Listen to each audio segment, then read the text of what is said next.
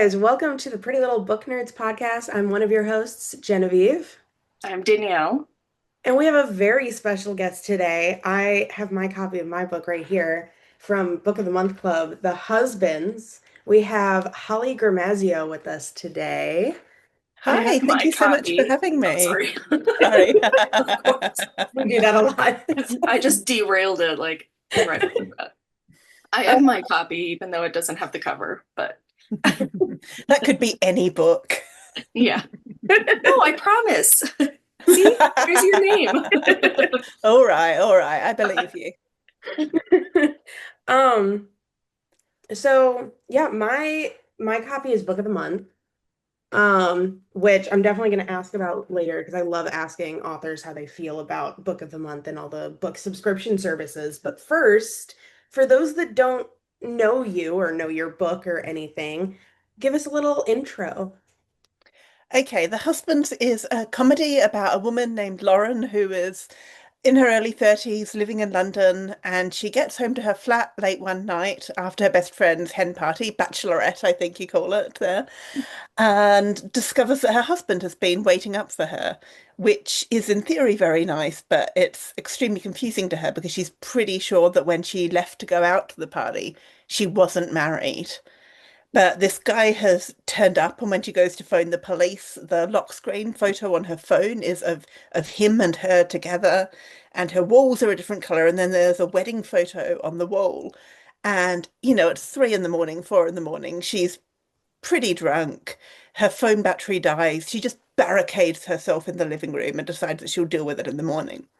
But in the morning, when she goes to talk to him and try to figure out what's going on, he climbs up into the attic to change a light bulb. And when he climbs down, he's a totally different man. And she gradually figures out that her attic is creating this infinite supply of husbands, that one man climbs up, a different man climbs down, and whoever it is, she's married to him, and her life is whatever the sort of version of her life might be, where this is a man that she would conceivably get married to. And then, stuff happens, you know how books work. Um, so where did the idea for this story come from? Yeah, it's a tricky one because I think it came from a lot of different places at once. But like top three, watching friends do online dating, just like swiping through this endless carousel of faces. And number two, my own dating history, which has been very like not quite magical supply of husbands, but I've basically always been in long-term relationships, right? Like I'll break up with someone and then I'll be determined to be a glamorous single woman, and I'm going to go and read in a cocktail bar on my own. I'm going to go on holiday and have a fling with a handsome stranger, whatever it might be. And then like 2 months later, it's like a bell rings and whoever I'm standing next to at the time, we just move in together and then stay together for, 2.5 years minimum.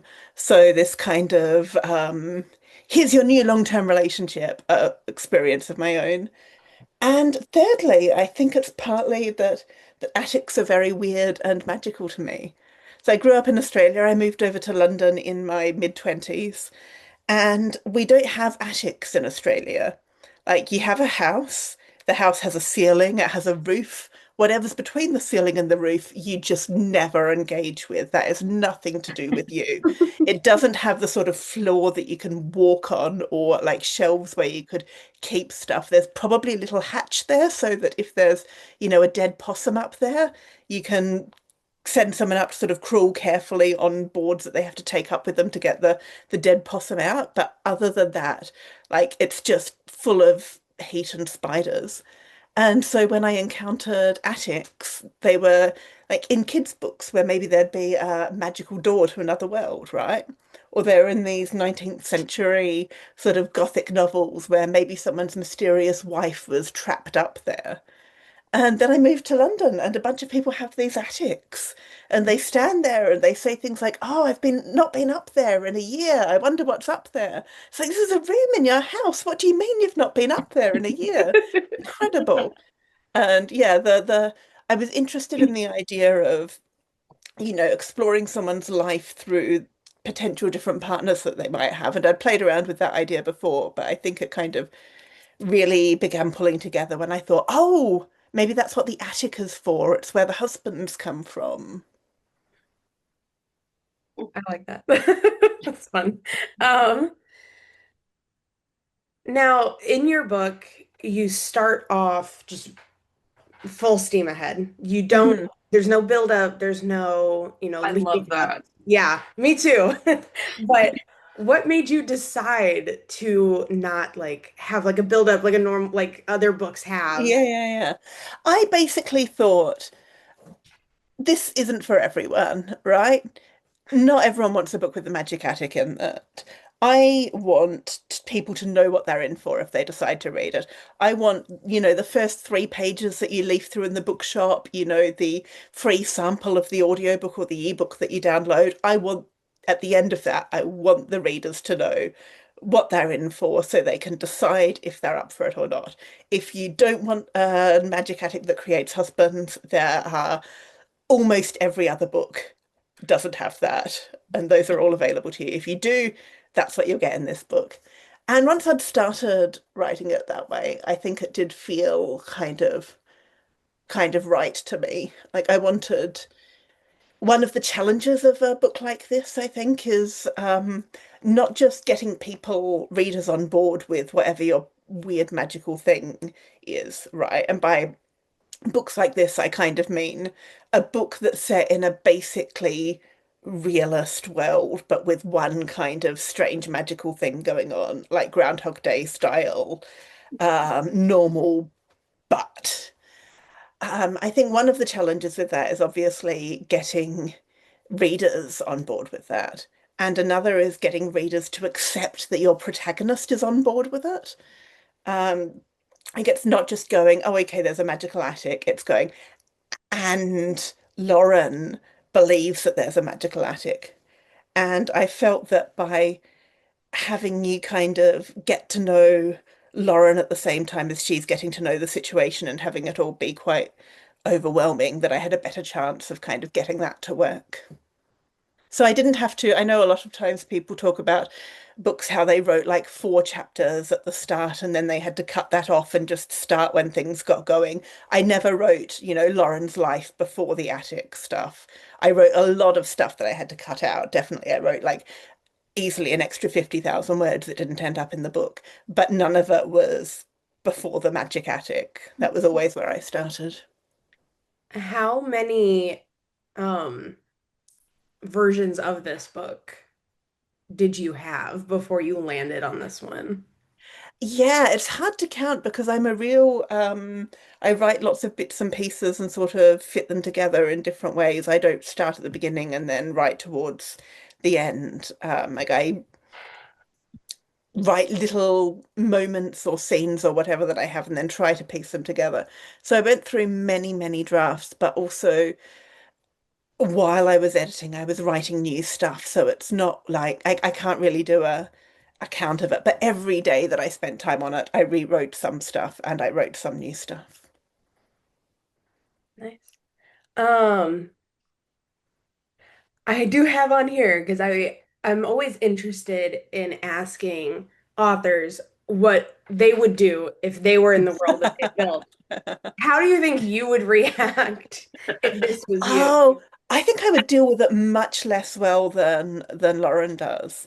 Like I part of the reason that Lauren has the personality that she does in the book, which is someone who gets quite stressed about making the wrong decision, I guess, is that I thought for someone like that, it might be quite freeing in a way to have this world of no consequences where you can just like constantly reset stuff. If you mess something up, it doesn't matter. Like new husband, new version of your life, wipe everything out. And I do struggle with decision making sometimes, but not, I think, in the way that Lauren does. So I think she deals with it on balance pretty well, right? Under the circumstances. I don't think many people would deal with it much better than she does. I think I would find it much more infuriating. I wouldn't get the sort of um, exhilaration that she gets out of it to kind of lay against the disadvantages. And what was it like to build up those different versions of reality. Because I mean, it's a very quick transition. It's not kind of like a, she falls asleep and wakes up and it's different sort of thing. It's very fast. So like, what was it like to kind of have to jump from, oh, this is her life to, oh no, this is what she's doing now. Yeah, I think that was quite good fun, I found. Like I enjoyed writing the transitions and not having to do like, oh, now she falls asleep, blah blah, now a new thing happens, and having to sort of do that gradually and just being able to go bam, bam, bam, bam, bam. When I got sick of writing a thing, could just be like, okay, here's the new thing.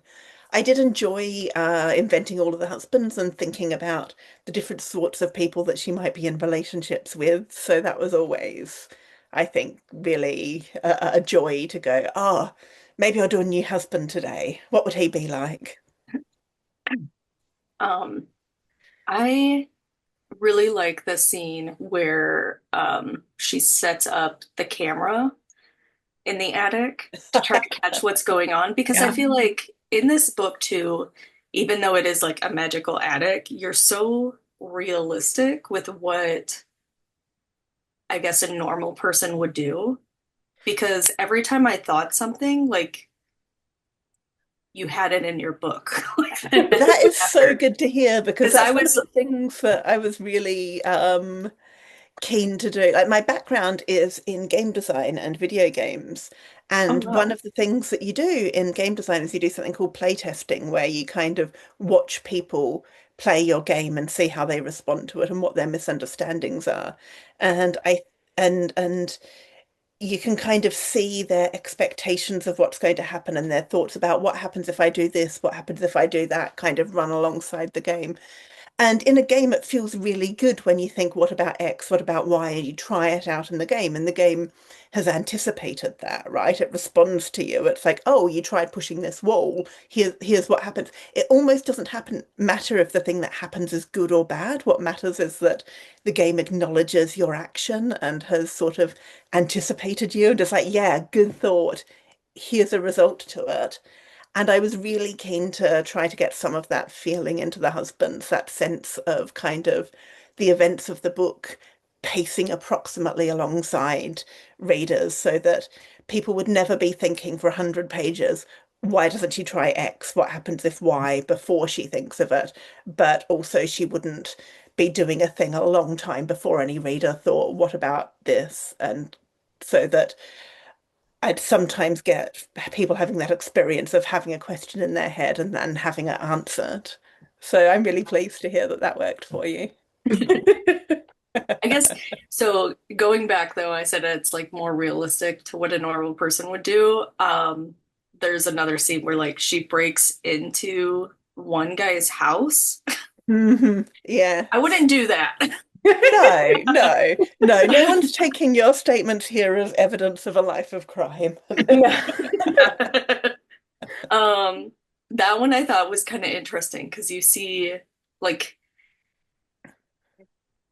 immediately you're drawn into Lauren and you're like feeling with her rather than have in other books like you have the chapters like Eve said about um kind of setting up the protagonist and hmm hmm having all that like fluff to get to know them.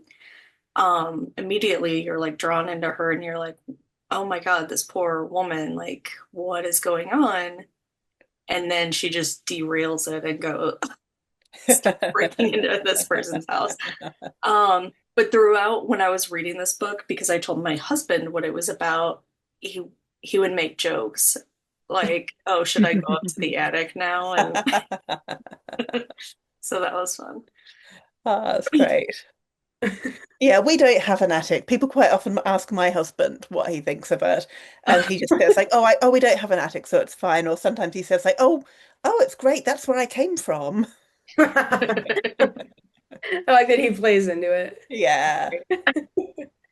Um, you talked about it before when I asked where the idea came from, hmm of like kind of just watching how other people's dating life was going, how your own was going, kind of that sort of thing.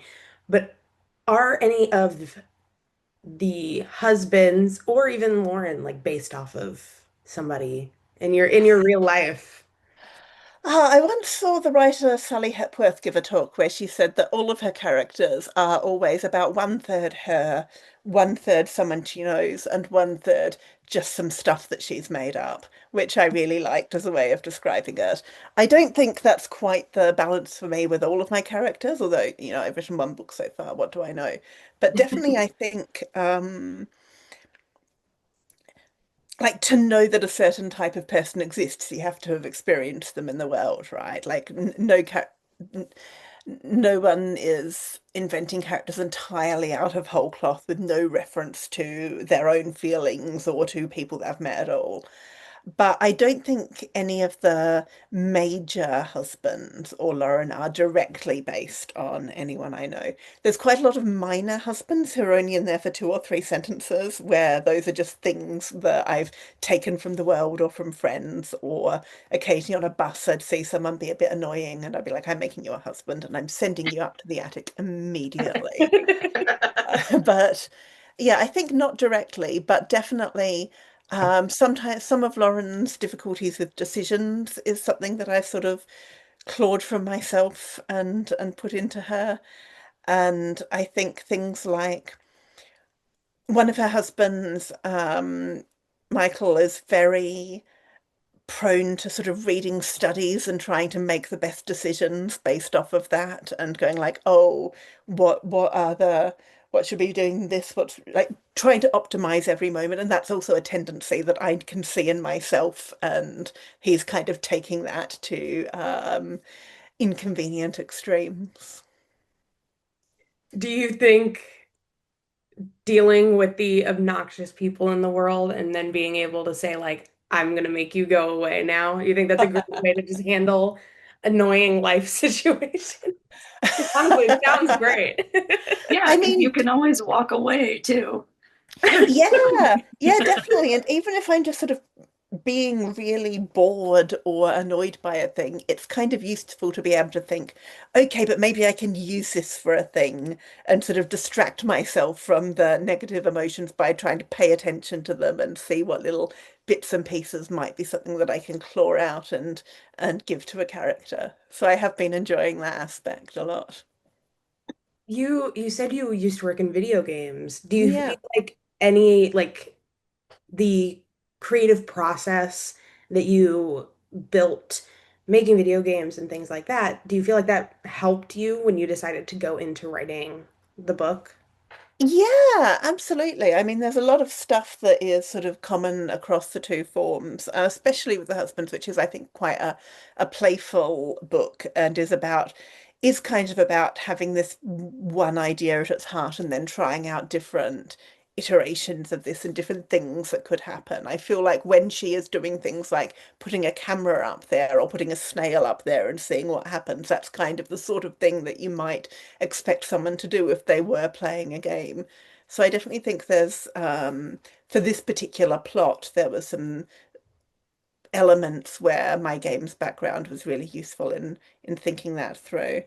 I think also just any project that takes a really long time, you kind of have to almost practice finishing things and continuing to do a thing for a long time in order to build up the capacity to do it right. And books take, well, for me, writing a book takes so long, and especially when it's first novel that you have no idea if you'll ever finish it or if you do finish it, whether you'll find an agent or whether you'll find a publisher or if it does get published, whether anyone will ever read it. Like that's a really like there's a lot of you just have to keep going at a thing. It's really like I all of my sympathies to anyone who is in that position on a novel at the moment because it kind of sucks. Like even now I'm trying to write a second one, and even when I sort of stomp around the house going, "Oh, writing books is terrible. This is so stupid. Oh, I'm so annoyed." At least I have a sort of a realistic chance.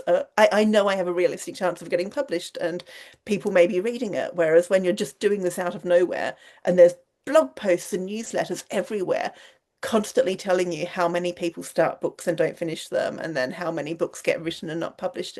It's really dispiriting. So having done big creative projects, I think was extremely useful. That sounds so intimidating. Just the whole I think, process. yeah. I mean, I think also for me personally, you know how writers sometimes talk about being like plotters or pantsers. Have you heard this? Yeah, so plotters are people who put the whole plot out in advance. They've kind of planned where it's going and then they just write it out. And pantsers are people who kind of start and then see how it goes. They're flying by the seat of their pants, right? That's why pantser. Okay. Um, I kind of turned out to be a third thing, which I've since heard people call like patchwork, which is just writing a bunch of different scenes and things that seemed like they might be fun or interesting, not in any particular order, and then kind of piecing them together and filling in the gaps and figuring out the shape of it afterwards. And I think for me, that's something that really comes out of a background in video games because when you're writing a story in video games, because they're interactive, you very often don't know what point, like what journey people will be taking through. So you have to write this scene and you don't necessarily know what people will have done before they come to it. Or maybe you're working on a particular character and the character is like an anthropomorphic apple that you get into a fight with or whatever. And you have to come up with 20 things that the apple might yell at the end of a fight. And those will all be in the game, but randomly each time. It's very much this thinking of separate little things and then kind of figuring out how they fit together. So I think that was really useful to my particular writing style, definitely. That was one of my questions too, was like how like your writing process. Mm, Um, yeah, yeah. like, Um, Editing I can basically do like, for 14 hours a day. I love editing, and when I get really into it, I'll just keep doing it.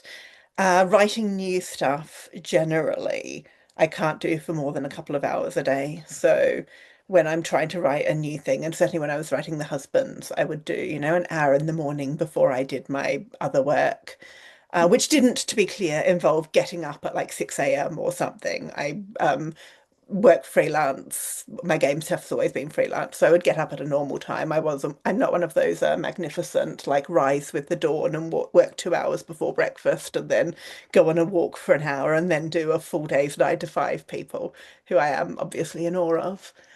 Um, but yeah, writing new stuff sort of an hour or two in the mornings and then doing other stuff in the afternoons works better for me. yeah. How long did it take you to write The Husbands?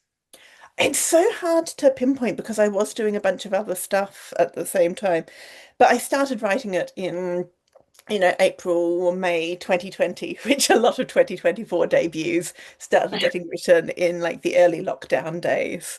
Mhm. Which is quite funny. If I read a lot of, because my first novel came out in 2024, I read a lot of other first novels that came out in 2024, partly because I thought that would be a fun thing to do and because I was meeting other writers. And so I tried to do one a week. I ended up reading like 48 or 49 debut novels that came out in 2024 during 2024. And I found it very funny that almost all of the realist ones were set in 2019 because obviously people had done exactly the same thing that I did, which was there was a pandemic, there were lockdowns, we were people who, had jobs that meant we now had more spare time or didn't have caring responsibilities or whatever. And so I was sitting there going, what do I do? We went, I guess I should write a novel. I've always wanted to. If not now, then when? And then we've finished it and set it in like normal times and then got to the end and gone like, oh no, when do I set this? It's 2023 and I finished the novel, but if I set in 2023, then all of this stuff happened during the pandemic. I know this happened in 2019, which is just great solution, but it does mean that whenever there's like a happy romantic ending or something, as a reader, you're like, oh, it's November 2019 and you two have got together, but we all know what's coming. I don't think your shiny Yeah. new love is going to outlast the global pandemic. I'm sorry. Especially since at the end, like Sam and Lauren are going to travel, Mm. right? Yes, Like, yeah. oh, you're gonna Oh, get stuck somewhere. yeah. I did the other option, which was to set it in like 2024. So it's enough from the lockdown era that you can like mention that that's happened and acknowledge stuff that's still going on, but you don't have to make it a major plot point. So Mhm. thankfully, um, my personal protagonists are not going to be stuck in a house together for 4 months to year and a half, depending on what bit of the world they're in. Mhm. Do you think reading those other debuts while you were trying to make yours helped you, or do you think it kind of became like, I don't want to say problematic because I feel like that's an overused word, but like difficult? I think it was I really, I'm glad I did it. Occasionally, I would get a little bit sick of it and be like, oh, I just want to read someone's fourth novel. I want to read a book that came out in 2008. I don't want to read another first book that came out in 2024. But generally speaking, I think it was really good to do. I think it's very common when you have a first novel coming out to get extremely like you can't think about anything else. You just have this sort of thrum in your head of, oh, this book is coming out. What if people hate it? Oh, it's out now. What's happening? Oh, if I go to a bookshop, will it be in the bookshop? It's just this really like all-consuming thing. And at first I thought maybe I was just being weird about it, but I've talked to so many other writers about it and have heard that they've had basically the same experience. And I think it was really useful for me trying to be at all normal about it, to read all of these other books that I knew people cared about as much as I cared about mine, if that makes sense. That I was, here were all these, 50 other books, every one of which someone had spent 6 months, however long it was writing, however long editing, and then just 6 months before release, only thinking about that and getting sick of themselves in their head because it was the only thing they could think about. And yeah, I found that very useful for me as a way to kind of distract myself. I Um, want to ask about the covers. Yeah. So I just looked it up because I wanted to know when it was actually published. I knew Mhm. 2024, but it was actually April. And I Yeah. think Book of the Month had it on, I think we got it in March. But I anyways, might be able to see. Let me look. um, so the covers for the Book of the Month and that I have is like, Yeah. April. oh, Uh-huh. okay. So the Yeah. husband's like the word is coming down the ladder. Hmm. And then there's another one where it's like, yeah, Yeah. um, a whole bunch of Yeah, and men that just was piled up. the US hardback as well, was the same as that. Okay, And so then the US, sorry. oh no, go ahead. I Uh, really like the one with like the word coming down the ladder, but how involved were you with the covers? Like, did you have something in mind and then you told the publisher about it, or did they just say like have a bunch for you to choose from, or how did that work for you? so I think having talked to friends, that really differs from publisher to publisher and book to book. I was reasonably involved with the US and the UK editions, which are quite different. So the US and Canadian hardback cover or original cover is the one that you've got with the letters coming down the stairs. The paperback cover is a different one that has basically a pile of men lying around haphazard and then like the legs of one sticking in the top like he's been Yeah. plucked out of by a claw machine or something. And the UK cover is a woman standing by a ladder that goes off of the top of the book cover, and then there's just the legs of someone coming down the ladder. And there's a little house plant next to her. So sort of blue and orange, and that was the same for hardback and paperback. Um, I was reasonably involved, I think. They I think they were under the misapprehension that a game designer, so as a games writer and a game designer, I think they thought that a game designer is someone who does visual design, and that's not what we do at all. We do the like mechanics of how the game works, like what points do you get for this? What happens if you open this door? That kind of thing, right? But I obviously wasn't going to disabuse them of this misapprehension because I wanted to be as involved as I could. So they asked if I had any ideas, and I sent over a 4-page document of different things that I thought might be fun to mess around with. And the UK ended up going in a totally different direction after a few different ideas. The US also went through a couple of ideas, but the letters falling down the ladder out of the attic thing was based on one of the things that was in my document that I sent them, which was very, very exciting. It was obviously different in all of the details, but the fundamental concept of you've got the open attic, you've got the ladder, you've got the letters was there in that document I sent way back, which I think I was a bit spoiled about. I shouldn't expect that for the next one. I think that's quite unusual. Um, and while we're talking about the different versions of the book, how, as an author, do you feel with the subscription services that put the book out? Because I know some authors love it, some feel like they misrepresent the book sometimes, and so it can be kind of a difficult situation. So how did you feel kind of letting these companies sell your book? I think it seems great. I mean, I'm not based in the US, so I've never been a sort of a Book of the Month subscriber myself. But having sort of read a little bit about it when my publishers told me that they were up for having the husbands in it, I was like, yeah, that seems great. I would absolutely subscribe to that if I were in the right country for it. I do not look at reviews or anything, even a little bit. So um, I didn't even look at the listing like on the Book of the Month website. So if it misrepresented the book, I wouldn't have found out about it. Like anything that I can't do anything about, I just try not to engage with at all. Yeah. But yeah, I was really thrilled to have it in, and it's really nice when I did sort of little signings in the US when someone would bring the first time I saw one of the Book of the Month ones that someone had brought, I was like, I've not seen this copy before. It was really exciting to me. And talking about writing process, before I forget, I was at another author's interview, and she talked about how she would love to be one of those authors who can write and listen and like have listening and be listening to music in the background. Hmm. But she will just at some point like just start typing out the lyrics while working on her book.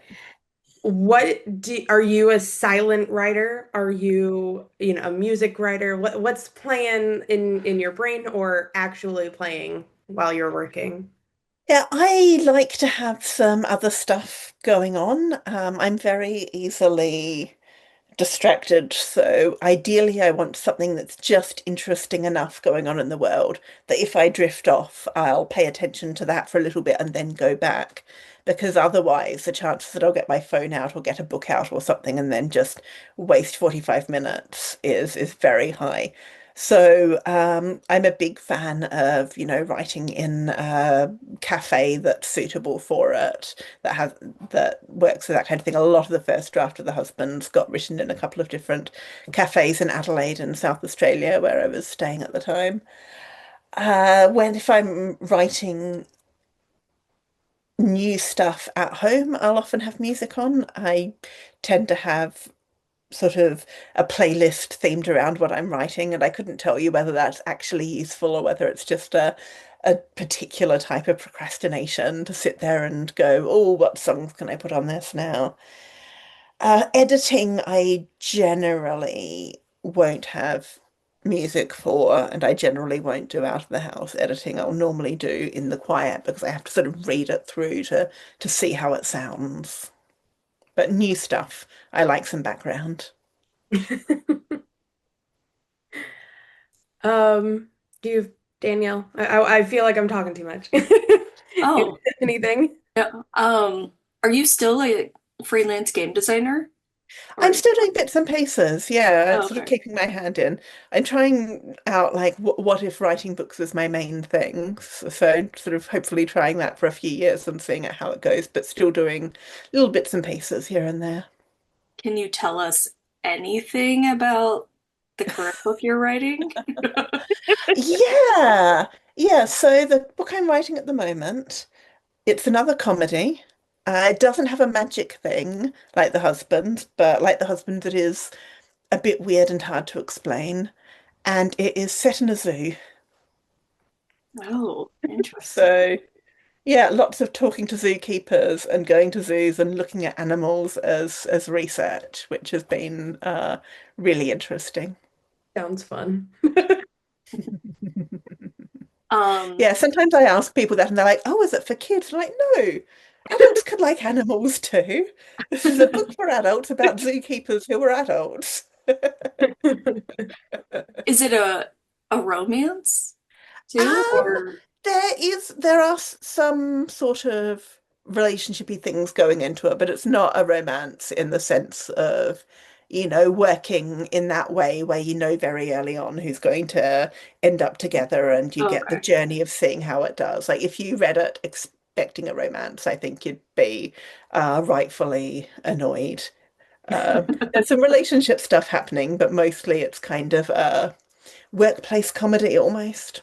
Oh, okay. Yeah. That's fun. Do Um, you do you go ahead. consider the husbands a romance? No, no, I don't, because again, I feel like when you're in the mood for a romance, what you want is this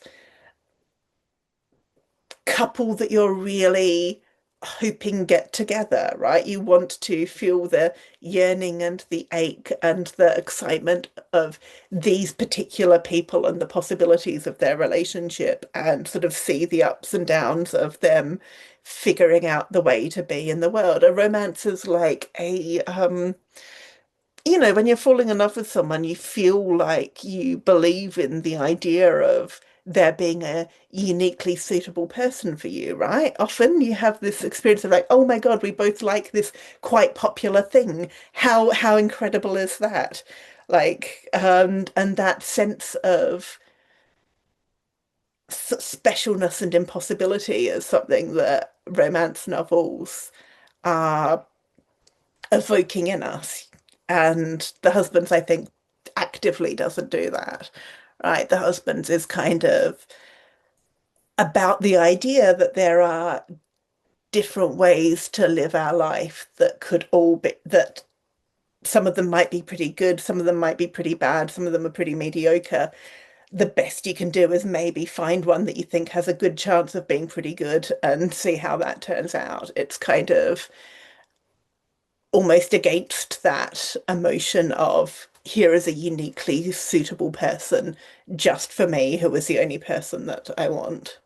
So yeah, I think, and it's tricky because obviously there is romance in it, and a lot of the time it has the vibes of a rom-com, but I think it doesn't do the thing that you want when you want a romance. I also just want to point out you label your books and your writing as comedy, Hmm.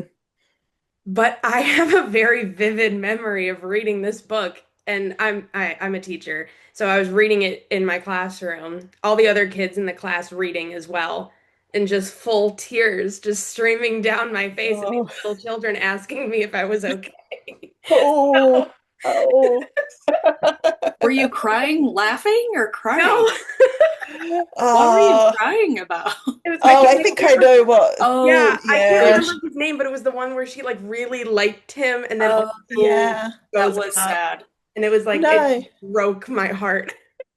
Yeah, no, that sucks. That sucks. And that I guess that I want, I think a lot of people have this sense of like the one that got away or at some point in their life have had a thing that they feel like they could have worked out but didn't. And yes, I wanted to have some of that emotion in there.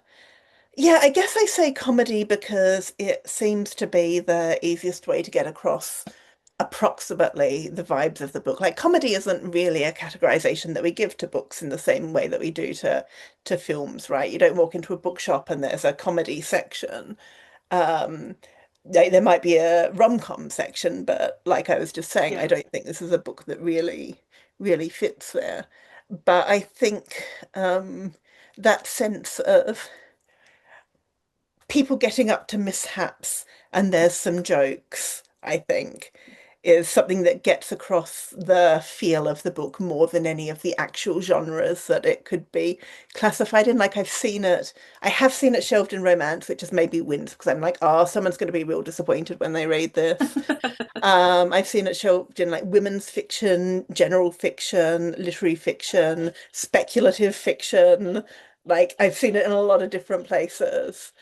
And none of those, I think, are a thing where you can just say that category and you get a sense of what the book's like. But if I say, oh, it's a comedy about a woman whose attic starts creating an infinite supply of husbands, that's Yeah. kind of the best one sentence way of communicating it that I've got. Um, I going back to like how realistic you made it, I guess, with like because I was like reading the book, obviously. Sorry, I'm like um and then you automatically think like, oh, is this only happening to her or like does it happen to somebody else? And then along comes like Hmm. that man that she meets she Oh, was hi, yeah. who was so confused about coming down the attic and was like, Mm. um, yeah, Yeah, he was so much fun to write because like this great sense of relief because suddenly she had someone she could talk to about it, which was really yeah, fun to write for me. But I also just because he was Australian and all of my other characters basically were English. And even though I've been here such a long time, like more than 15 years, there's still I still haven't quite internalized everything. Even when I think I have, there'll be some stuff that catches me out. And so there's all writing English characters, there's always a tiny little bit of like, oh, would an English person say this? Would an English person do this? And just being able to relax into him and go like, oh, I know what this guy is like. This is very straightforward. That was a really, I felt the same relief writing it that I think she felt, being able to talk to him about their situation. yeah, I loved that. Um, well, if you ever have any questions about what an American would say, you can always email it to us. We will sign an NDA. We won't tell anybody, and we'll help you out. Incredible, incredible. Good to know. Even though Yeah, I don't there's know, a I scene feel like set in Americans are Denver. very I have never been to Denver. Oh Um, yeah. I'd never been to Denver, set a scene there, just spent like a day watching videos and walking around on Google Maps and like Googling rooftop bars, Denver, and going like, oh, I guess if it finds a publisher, we'll get someone who has been to Denver to double check this before it goes to print. But yeah, that was quite stressful, just going like what's trying to set a scene in a city I've never been to. I mean, Denver's a pretty basic city. It's like in a valley of mountains and stuff. Mhm. I've been there a couple times. I didn't catch anything that was wrong. So, Yeah, we um, did get a Denverite to read it before it went to print. um, so you've done a lot of interviews like around um the world for this book. Are there ever any questions that you've never been asked but you wanted to be? Oh, interesting. I do always enjoy it when someone lets me go on a bit about game design. So that is one that I have been asked before, but I always am really delighted to get to chat about. Questions I've been. Mm,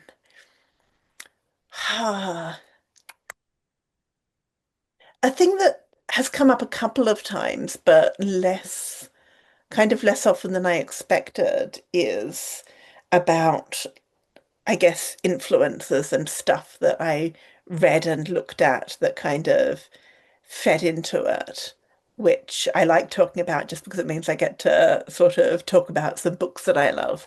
Mhm. And yeah, I actually have a shelf back here of books that were kind of books that I looked at when I was writing The Husbands, which fall into a few categories. One of them is books set in a basically realistic world where something magical happens, like Lolly Willows by Sylvia Townsend Warner, which is from the 1930s, and Paul Takes the Form of a Mortal Girl, and these other books that again are essentially realist, but with one weird thing, which I really enjoyed looking at how they get you to buy into that thing. When it does it happen at the start of the book? Does it happen in the middle? How do you kind of ease people into accepting it? Is it something that the main character already knows about, or something that they learn about at the same time that the reader learns about it? I looked at a lot of travel logs and sort of books about journeys, partly because I was struggling with figuring out how to make it feel connected because the characters change so often, right? And her world changes so often. So thinking about other books that have done that, and a lot of them are books where someone goes on a physical journey. And that doesn't happen to Lauren, of course. She's in her flat almost all the time, but it's got that sort of feeling of going to different versions of her life, like people might go to different destinations on a holiday. So things like Langston Hughes' I Wonder as I Wander and C.S. Lewis's Voyage of the Dawn Treader, which is my favorite Narnia book and always was, has these different locations and occasional recurring characters and things that people are trying to achieve over a prolonged period of time, and like objects from early on that then become relevant later on. And I looked at that and was like, oh, that's some stuff that I can steal. I can use that. And also stuff about time passing. Do you know, so Ella Montgomery, who wrote Anne of Green Gables and the Emily of New Moon books, she also wrote some lesser known books called The Story Girl and The Golden Road, which are just about a group of cousins kind of during a couple of summers between sort of childhood and adulthood almost, and how she gets that sense of time passing. And it's very much about being embedded in the natural world. And so I read those I happened to reread those when I was working on The Husbands, and the way they had that sense of time slipping away seemed really useful and informative. I wanted to make it clear that even though Lauren was resetting her world all the time was still passing. She wasn't in this sort of time loop with an infinity of possibilities. And thinking about what's going on in the natural world around her, went back and did a big spreadsheet of, what phase is the moon in and what flowers are out now and all of that kind of thing, which doesn't come up very much, honestly, because she's in London and it's pretty city-ish, but that's kind of why she has this growing interest in gardening at different points as well, that I wanted to just have these moments of the year is proceeding, stuff is going on without her. So yeah, that's a question that I've only got asked once or twice, and that Oh, okay. I've always really enjoyed getting to like try and sell people on, these sort of 1908 children's books or sort of a weird 1930s novel about a woman whose brother is really annoying or whatever.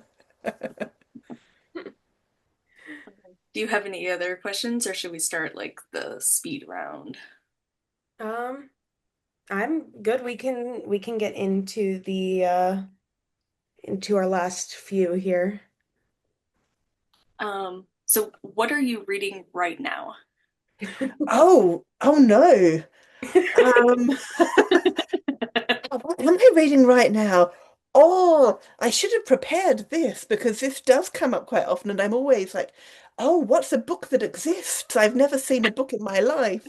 I'm reading a book called Some Men in London, Queer Life 1945 to 1959, which is a collection of um, documentation from the period of basically queer men in London in this immediately post-war period.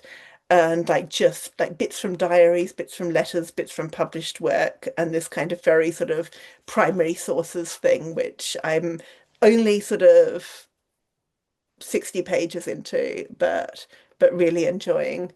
I am reading a children's book by a writer called, I'm sorry, my cat has just Oh, jumped up onto the desk. A children's book called When the King Comes Home or something like that by Carolyn Stevermer, which is about a kind of alternative Florence in which um, with some sort of artists' apprentices having various adventures. And I do feel like I'm also reading, a normal novel for adults. But let me just check my story graph because it has absolutely flown out of my head. Uh, oh, yes, I'm reading a book called Plastic Budgie by Olivia de Silva, who is an Adelaide writer, the town I'm from in South Australia, the city I'm from. There's a new publisher there called Pink Shorts Press, which just started up last year or maybe earlier this year. And I've been republishing some books by local writers from the past and also publishing some new things. And so this is a kind of fictionalized memoir sort of thing by yeah, a young woman who grew up in my own hometown. And there's honestly not a lot of books set in Adelaide, so it's very exciting to me. I keep forgetting that it's set in Adelaide, and then it'll be like, "Oh, I went down to Central Market." I'm like, "What? What? I've been to that stationery shop in Central Market. Oh my God." that sounds fun. Mm. Um, who is your favorite author, and what is your favorite book? Oh, come Not necessarily on. by that author, but Come like, on. Okay. Who is my favorite author? Um, oof. Okay, so the two writers who I would be most excited to discover there was a book by them that I hadn't already read are Diana Wynne Jones, who is a fantasy writer, mostly of young adult novels, who writes these very distinctive and charming and sometimes quite cruel novels about different strange magical worlds. There's also quite a lot of parallel world stuff going on in her books, actually, okay. which I only realized after writing The Husbands that maybe there was some sort of influence there from like one of my very favorite writers as a child, but who I still reread regularly now. And the other is Janet Malcolm, who is an essayist and journalist who wrote a lot of essays for the New Yorker, is one of those real, well, she's dead now, sadly they're both dead now. One of those real like stern older women who are kind of a little bit mean in a funny sidelong way, like incredible sentences, writes these essays that make me interested in things that I would otherwise have that I would have thought I had no interest in whatsoever. I'll read 50 pages on some artist I've never heard of that she's written about. She wrote a famous book called The Journalist and the Murderer about the ethics of journalism. She wrote some books about psychoanalysis, which I have no interest Oh in wow. whatsoever, but she We're writes, both like, oh yeah. Yeah, yeah, that's like right up my alley. yeah. Oh, in the Who is Freud the author archives again? is great. It's about like arguing about access to papers in the Freud archives and a book called like The Impossible Profession, which is about what is the idea behind psychoanalysis. And these are not things that I would normally be interested in, but I just love her writing so much. And so those are the two writers. I've read everything they've written. If I discovered there was something they'd written that I hadn't read, I would be absolutely over the moon about it. And her favorite book, I don't really have one of, but I think maybe the best book I've read is infuriatingly Middlemarch by George Eliot, which I finally read just last year. I tried to read it when I was like 19. I thought this book is so long and boring. And people were like, oh, you'll read it when you're 40 and you'll love it. And I was like, no, I won't. It's really boring. And then I read it like last year and it's like, oh, yeah, this is really good. And it's funnier than I thought it would be. And it's weirder than I thought it would be. And yeah, everything that everyone says about how great it is, it's like, yep, that is all accurate. Really annoyed by that, but can't deny it.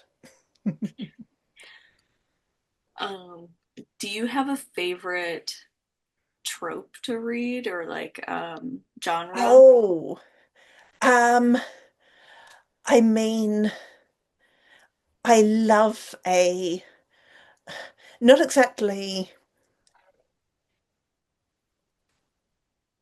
not exactly enemies to lovers, but I love like a bickering rivals to making out. Like that's always always a delight. Agreed.